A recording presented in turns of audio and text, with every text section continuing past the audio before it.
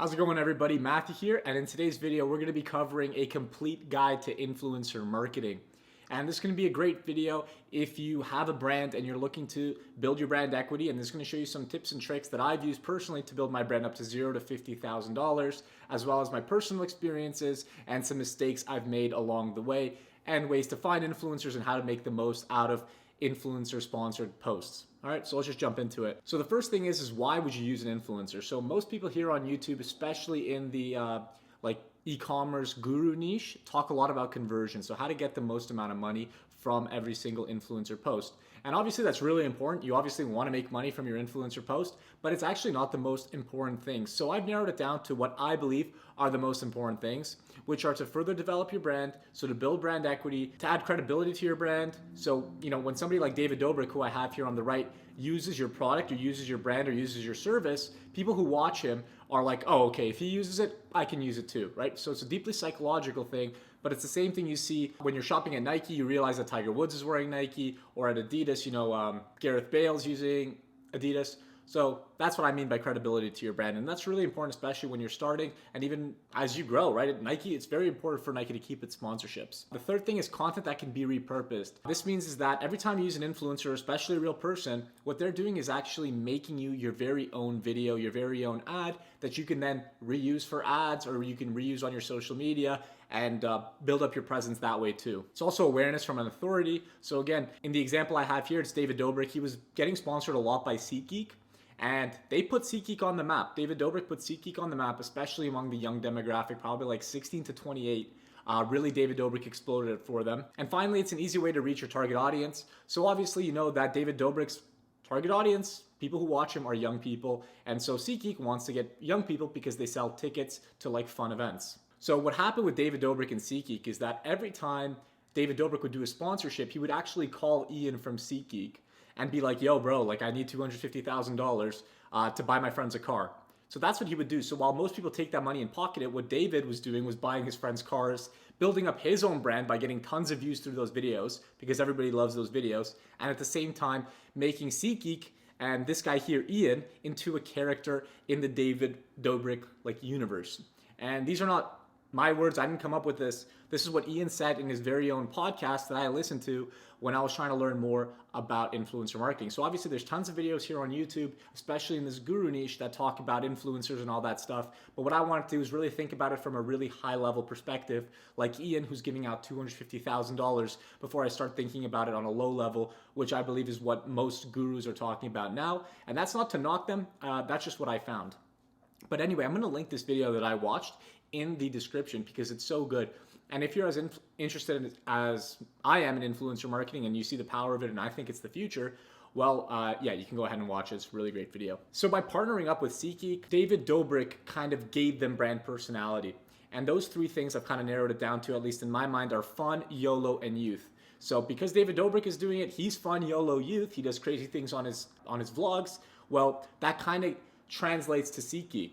And the funny thing about these three characteristics are they're the exact same reasons why you go to events. So all these cool things that David Dobrik does on his vlog, and having SeatGeek sponsor it is like, oh wow, well SeatGeek is the place for fun, right? That's like the mental connection you make in your mind, because going to a stadium or going to a concert is fun plus YOLO, right? You buy your tickets with your friends and you're looking for a good time, and it's really an event. And that's what you get in the David Dobrik vlogs. If you watch them, you know what I'm talking about. They do like absolutely absurd stuff like giant slime, like massive slime, stuff like that. Anyway, you can either watch it or don't.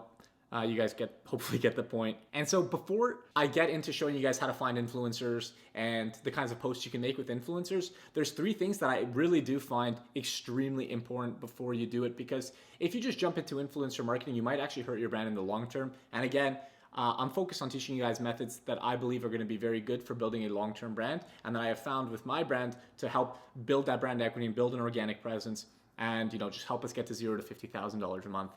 So the first thing is going to be your brand voice. So this is going to be how you project yourself towards your customers. Are you crude? Are you polite? Are you like a hippie granola person? How is your brand being treated? So Nike's obviously just like elite athletes, very professional. And then you have Gymshark, which is a little more internet friendly, kind of memey, jokey. And same thing with like Manscaped and Gillette, right? So you have that level, or Dollar Shave Club and Gillette would be a better example. Next is going to be your target market. So a lot of people are just thinking broad, but I believe you should niche down at first and then slowly build outwards. And so if you know your target market, it's going to make finding influencers a lot easier. And on top of all that, it's going to make every dollar you spend on your influencer marketing go a lot further because you are showing your product to the right people. And the last thing is brand vision. So what do you want your brand to look like in the future? And I'm going to explain to you guys why this is so important. It's because, and I actually have had this experience where I've reached out to influencers and they said to me, I actually love your product. It's a sick product. I would love to work with it, but it doesn't really make sense for my brand. So maybe their brand was a little more focused on like athletes. And so they didn't really see a way to market it to their customers. And you should have the same thing with your brand. So I've declined people who have personally DM'd and reached out to my company and been like, yo, I'd love to sponsor your product. Like, I'd love to do a post about it. I love this product. And I go, yeah, that's great. Thank you so much for reaching out. But I don't like where your market is and where our market wants to go. And it's nothing personal. It's not about money or anything like that. It's really just taking care of your brand and making sure it grows in the way you want it to. The same way like you have a child, you don't want your child exposed to like sex at 5 years old. I don't want my brand to be exposed to a certain market or a certain way of marketing at its infancy, right? So those are the three things. Anyway, really important. Take a day to a week, 2 weeks to really think about this stuff and get it right before starting your brand or once you already have your product, because it really does pay dividends. And so what happens is if you just go into it like, screw it, I'm just going to find an influencer, what you get is brand mismatch. And this is one that I just made up just to show you guys an example. So if Seatgeek were to sponsor Armchair Historian, who's a YouTuber that does history videos, it wouldn't really make sense because in my mind, at least this is in my personal opinion, Armchair Historian is the type of guy he teaches, and his audience isn't really interested in going out, buying tickets to events, stuff like that. They're not really like the YOLO crowd going out, drinking, that kind of stuff. That's what I see with Seatgeek. And so what makes more sense is like Skillshare and CuriosityStream. And funny enough, these are actually the two brands that sponsor him. And so the way I see it is if you're watching history YouTube videos, which is something I very nerd over, you're looking to like better yourself. You want to build yourself up. And typically like that's what you watch on YouTube. And so CuriosityStream makes a lot of sense. It's a documentary platform. And so it makes a lot of sense to go ahead and advertise that. And the same thing goes for Skillshare. You might want to better yourself. Armchair Historian has like really sick animations. And so after watching it, and he mentioned Skillshare, you might be like, oh, you know what? I'm going to go check out Skillshare and take a course on like Adobe After Effects. So yeah. And then again, another 3 things to consider before jumping into influencer marketing is just knowing your goals with that marketing campaign. Is it going to be to get content that you're going to reuse for ads? Is it going to be for conversion? So you just want to get sales? Or is it going to be for engagement? So you want to do like a giveaway and you want to get people to follow your Instagram page, your Facebook page, your YouTube, whatever. You guys get the point. And what ends up happening really is they do overlap really heavily. And a good example of this is Eric Anders Lang. He's a YouTuber and he works with Vice Golf a lot. And Vice Golf is like a cool golf brand that's like not mainstream. It's like the hipster golf brand. You can think of it that way. And Eric Anders Lang is the hipster golfer. So it was a match made in heaven. And what ends up happening is they do engagement posts together that end up being reused as ads and, vice versa. And same thing with Precision Pro. Precision Pro was mentioned in one of their YouTube videos, in one of Eric Anders Lang's YouTube videos. And then now Precision Pro, which is a rangefinder, actually has been using that ad a whole lot on their YouTube page. And I've seen it a ton, just showing that little clip of his YouTube video where he praises the shit out of Precision Pro. An example of engagement plus conversions where they overlap is going to be when when David Dobrik gave away a Tesla and he said, yo, you have to go sign up for this voting site. So what happens is people engage, people follow the voting site, but they also actually go ahead and convert and do the actions, right? So there's a few things there. And it also works for David Dobrik. People learn about David Dobrik because they're sharing that post everywhere. So it's kind of like a huge effect. And then here you guys can just take a screenshot of this. These are like a bunch of influencer marketing campaigns that you can take advantage of yourself. I haven't used them all, I'm not gonna lie, but it's good to have an arsenal. And the reason for this is because every brand is different. What makes sense for my brand doesn't necessarily make sense for your brand. And so take a look at this and see what makes sense for you. Maybe you know somebody who does unboxing videos that you can reach out to. Maybe you know somebody who writes blogs and they can share it on their platform and you can share it on yours. And influencer marketing should be a two-way street, really. Now, there's 2 types of influencers. This is where you guys probably heard about this, but I'm going to talk about the benefits and the cons of both. So you have your compilation pages, also known as like meme pages, and then you have like your real life influencers. So the benefits of compilation pages are going to be that they're usually cheaper than real influencers. They got great followings, so cheaper per follower, I would say. And it's very conversion oriented. So what you see on these pages is going to be like pretty stock drop shipping ads or pretty stock ads, go buy our product, is 50% off. They do a lot of like Adam and Eve stuff where literally it's just a product and like a sale, right? Just to get eyes. Now, there are cons of compilations, which is they do not provide content. So they're not going to make anything. They're like, yo, send me the post and I'll make it for you. Like I'll post it for you. They're less picky with the brands they work with. So they may have worked with, again, Adam and Eve, and you're a Christian brand. So it doesn't really make sense. But you don't really know that unless you vet them really seriously. They potentially do a lot of advertising. So these guys are always open to do ads, always open to do sponsored posts. And what that does is that you basically desensitize your following to ads. So they're no longer that receptive to ads. So maybe the first, 10 advertisements on the page were really good, but as they started advertising more and taking in more money, it became a lot less effective. And the last thing, and this is actually a really big one, is it only lasts like 24 hours. And what that means is that you can't take advantage of like a YouTube ad, which is going to be there for the rest of time and keep getting views.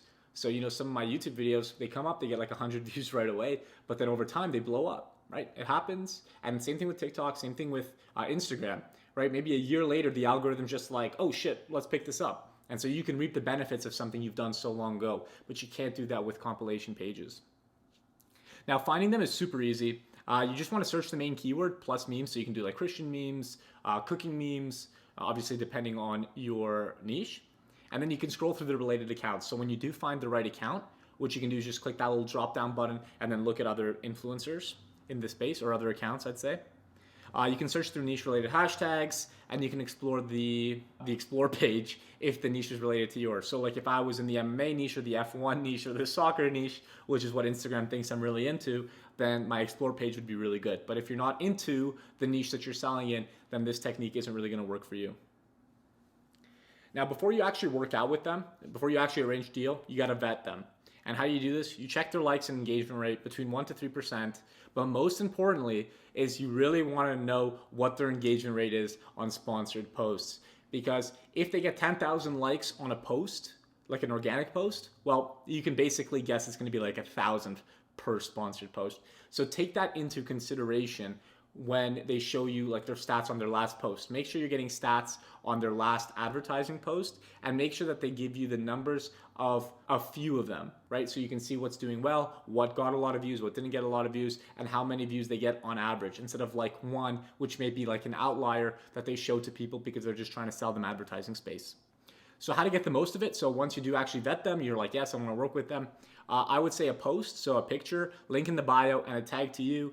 That way they know about you, they can get to your website, and they can get to your social media page so you can get some followers out of it. The post should be native to their page. If it's a meme, make memes, right? So don't just post your product, make a meme. And you can even make like a carousel meme. So the first one's a meme, they scroll, and then your product is there. That's something I've seen many times, and that's something that I think works out for a lot of people.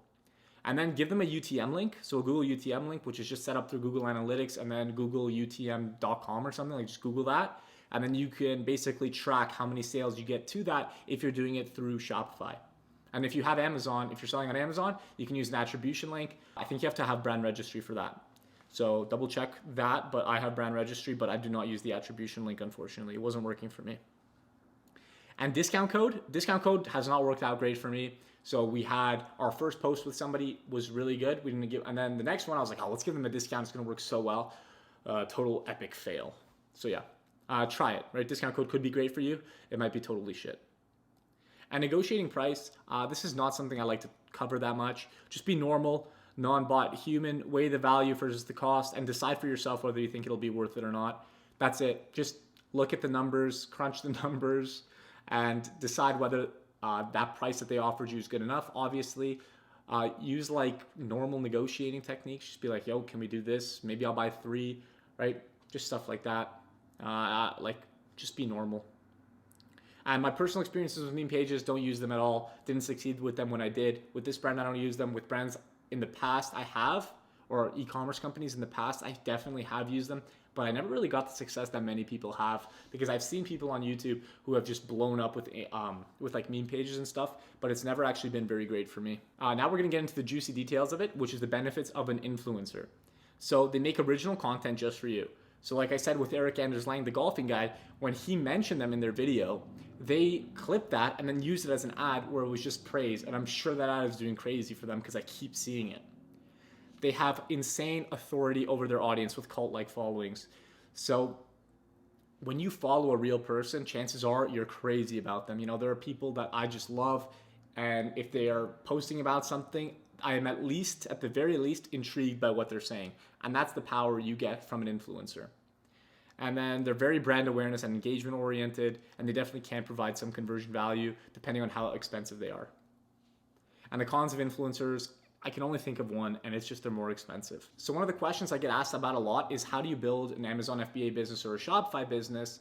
And honestly, guys, it's pretty hard. It's really not easy. And so what I recommend you guys do is go check out Ecomfreedom, because they have a free trial right now to their Amazon FBA course, and they also offer a Shopify course. Really great. They have great coaches who are $1 million sellers in their respective fields. And they also have an Ecomfreedom VC, which is a venture capital fund.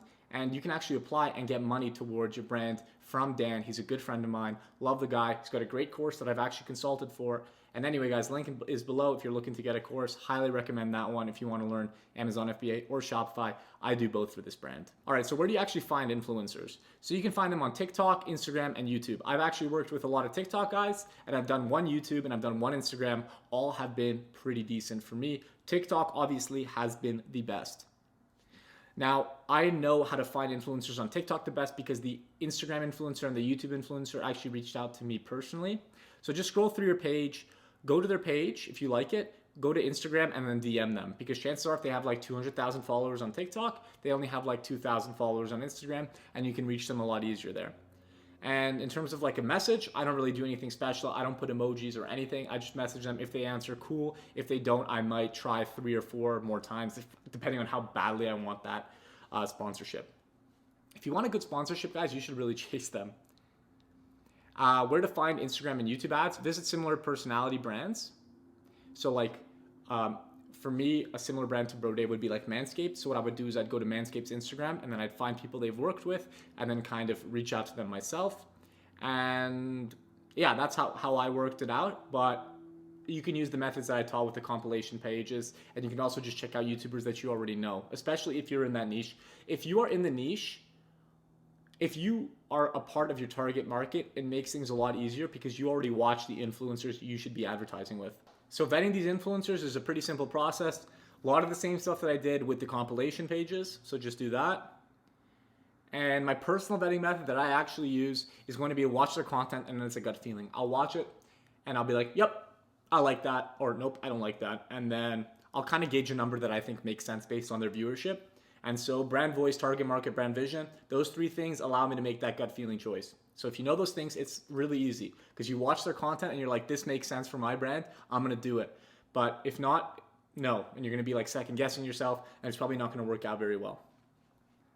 All right, so how do you get the most out of these influencers? So what I do is I send them a few things I want covered.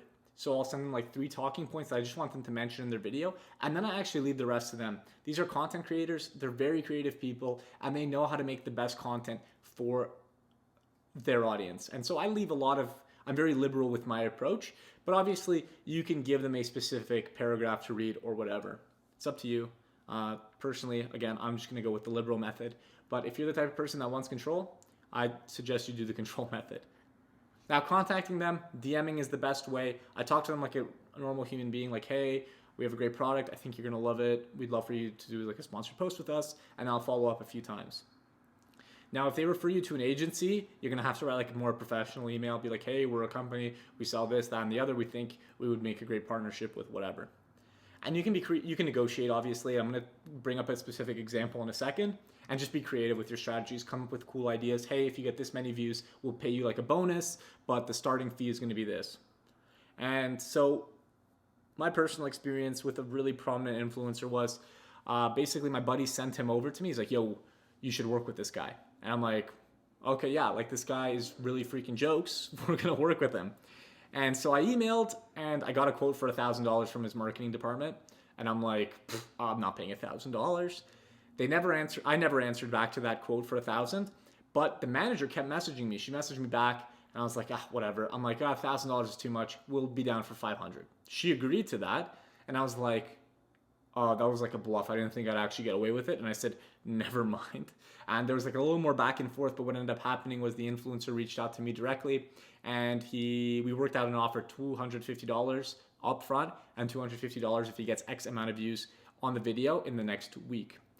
So didn't really try, didn't really do anything special, but it ended up just working really, really well for me, and we got a great deal on the influencer, and I absolutely love him. Influencers and your own following. So I talked about organic strategies in my last video, and this is why it's so important. When you build up an organic following, influencers will begin to reach out to you, and this makes your job so much easier because they actually really want your product, and they want it for free. And so their value for that product is a lot higher than its sticker price. And so you can get like a bigger discount. So your $50 product can turn into a $100 discount off of a sponsored post, which really only costs you manufacturing, landed shipping, all that stuff. So it's usually a lot cheaper than your sticker price, obviously. And they usually create better content because they really like it and they really want to be involved with your brand. So now I want to just talk about some mistakes that I've made. When we were selling a lot, like 5,000 a day, I was really just focused on selling over brand equity. We'd have so many influencers reach out to us, and I was like, no, I don't want to pay for it. What's the point? We're getting organic sales. And the reason I regret doing this is because right now, as we're out of stock, we could have been getting views and more people hearing about our brand. And I don't know how to quantify that value right now, but when I do, I will share it with you guys. But in the meantime, it's just so important. I was scared to do influencer marketing because, again, I kind of always felt that the conversions aren't going to be that great on them. And again, wasn't thinking about brand equity. I wasn't putting the value on building the brand. Not doing multiple shout outs with influencers. So you do one, great. But if you do 2, 3, 4, 5, you build a reputation with that audience and with that influencer. And that really magnifies every single sponsorship, right? It gets ingrained in their heads. They keep hearing about your brand and they're more likely to buy it. And again, not thinking long-term enough. So that's like all the 3 things above in a nutshell. But yeah, guys, that does it on this presentation about influencer marketing. I just want you guys to remember that there are no rules. You can do whatever you want and you could succeed any way you want. Everybody's going to teach you something else. My method, I believe you just got to exercise some critical thinking and decide what's best for your brand in your own way. Nobody's going to do it for you. Nobody knows the answer for you. You know your brand. Make it successful. There are no rules. Do it however you like. Anyway, guys, that does it for this video. Have a great one. All the links to everything I mentioned in the video are down below. Definitely check out that podcast with Ian from Seatgeek, and definitely check out that free trial to Ecomfreedom because it could just change your life. Anyway, guys, thanks. Have a good one.